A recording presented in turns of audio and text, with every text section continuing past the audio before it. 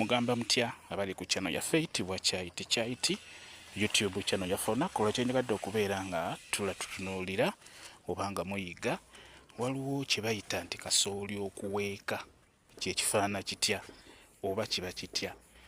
Kye bagamba nti kasooli aweese ye kasooli oyo abeera ataddeko oba abeera yakateekako akati nga bw'olaba oyo gwe bayita kasooli okuweeka, kati oyo aweese.